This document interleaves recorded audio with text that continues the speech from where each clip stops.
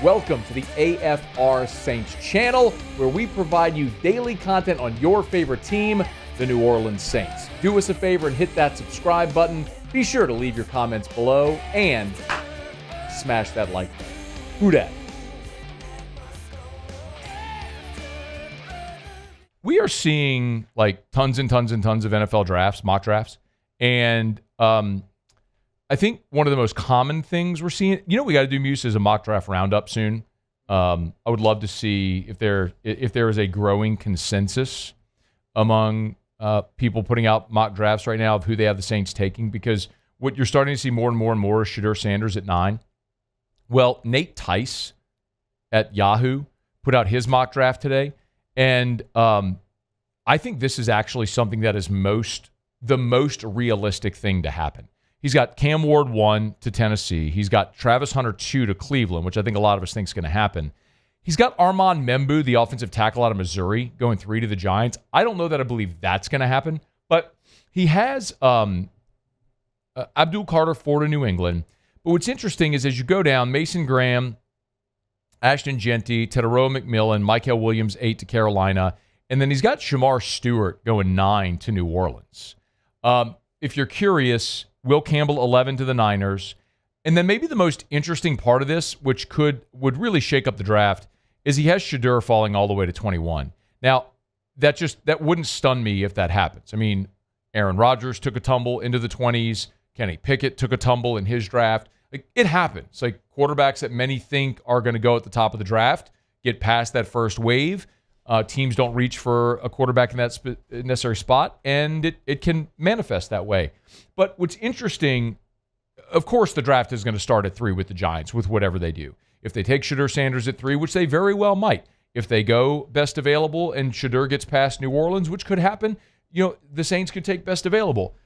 I'm not seeing a ton of projections of Shamar Stewart or edge rushers to the Saints at 9, but this is an interesting one. Because I look at New Orleans, and as we've talked about them plenty, they need everything. So really any position that they take at 9, I'm going to be good with, unless if it's running back, as we said. But, Mike Triplett was with us from New Orleans.football on Tuesday, and I asked him what he would want the Saints to do at 9 if he were picking for the Saints at 9, and his explanation for how they should approach that pick, I think, is actually the best explanation I've heard so far. We could really list every position, Matt, and it's a need either now or soon. Now, I would say, in general, it's the first time they've been picking in the top 10 since 2008. When you get a number 9 pick, I think that would be a great place to take a defensive end or a left tackle. Those guys just aren't as good when you get them in round 2 and round 3. Get them in the top 10, you get cornerstones at defensive end or left tackle. I don't love the choices at defensive end and left tackle in the top 10 in this year's draft, unfortunately. So I don't know if the stars align there, but ideally I would still defensive end or left tackle. But more than anything, as long as it is a guy that is one of the 10 best players in this draft class, that's what they need. They need foundational pieces. So mostly what I like about what he said there was at the front, where he was saying, defense, if you're picking in the top 10, that's where you want to identify defensive end, left tackle, because as you go deeper into the draft, you just don't find cornerstone players. Now, it's not to say you can't. This week, Teron Armstead retired. He was a third-round pick. He became a franchise left tackle for New Orleans, who started for 9 years in New Orleans and then 3 in Miami. Was awesome. He'll be in the Saints Hall of Fame. When you talk about edge rushers, he's right. Generally speaking, you're going to find the truly elite ones in the top 10.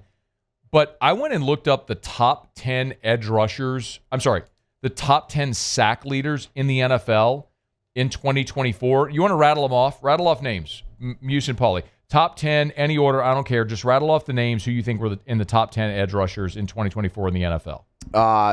T.J. Watt. T.J. Watt was in there. Danielle Hunter. Danielle Hunter was in there. Paul. Trying to think. One very obvious one who used to play for the Saints, now with the Bengals. Oh, Trey Hendrickson. Yeah, geez. Trey Hendrickson. Myles Garrett, Nick Bonito, Kyle Van Noy, Jonathan Grenard, Micah Parsons, Andrew Van Ginkel, and Will Anderson. That was your top 10. So Hendrickson, Garrett, Bonito, Van Noy, Hunter, Grenard, Parsons, Watt, Van Ginkel, Anderson. That was your top 10. 4 of those guys, 4 of the 10 were first rounders. Garrett, Parsons, Watt, who's at the end of round 1, by the way, and then Anderson. 2 of them were in round 2, Bonito and Van Noy. 3 of them were in round 3, including Trey Hendrickson, Daniil Hunter, and Grenard.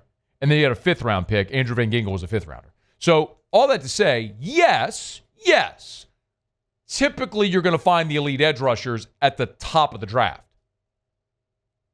But they exist later in the draft if you hit. All that to suggest whoever you think is the best player on your board at 10, regardless of what you think might be there later in the draft, you take the best player on your board at 10.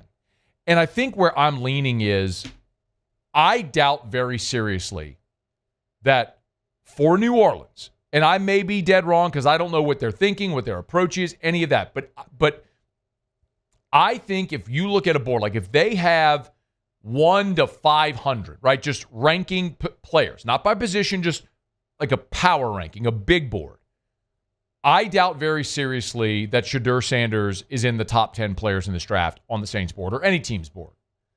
But he plays a premium position, and teams reach for quarterbacks. I mean, my goodness.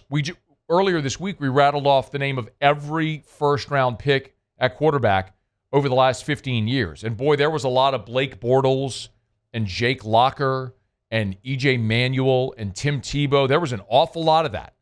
Now, you had your Andrew Lucks, and you had your Joe Burrows, and you had your Caleb Williams, and you had, look, we could say Lamar Jackson, but he was the end of the first round.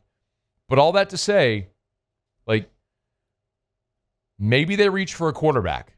But for a team that needs everything, at 9, it might be a situation where the guy who they have ranked as the 5th best player in the entire draft is on the board at 9, and they go value there. I'm not saying it's going to be Shamar Stewart, as Nate Tice has in his mock draft. I'm just saying that I think there's going to be a guy on the board at 9 who they have rated in the top 9 picks in the draft, and that's who they're going to select. Like I think that's how it's going to play out for New Orleans. But maybe with a new head coach who has a lot of pull potentially, wants a quarterback, wants to take a shot on it with Shedeur, maybe that's the route they go. But I wouldn't be surprised at all if you saw something like this. Not telling you I love the idea of Shamar Stewart, who's a physical freak. I mean, Shamar Stewart would be, can we agree on this? Shamar Stewart would be like this year's version of Daniil Hunter. A guy who's the physical athletic freak, broke every combine record, had no production in college, but you're looking at how it may project to the next level. But remember, Daniil Hunter was a 3rd-round pick. The lack of production in college shoved him down draft boards. And I think that should be the same thing with Shamar Stewart. Like, I don't think I would take Shamar Stewart at 9. I love the idea of an edge rusher at 9. I don't know that I love the idea of Shamar Stewart at 9. Get closer. 3 weeks away from the draft. Hey, thanks so much for watching. Please leave your comments. I love to interact. And be sure to hit the red subscribe button below.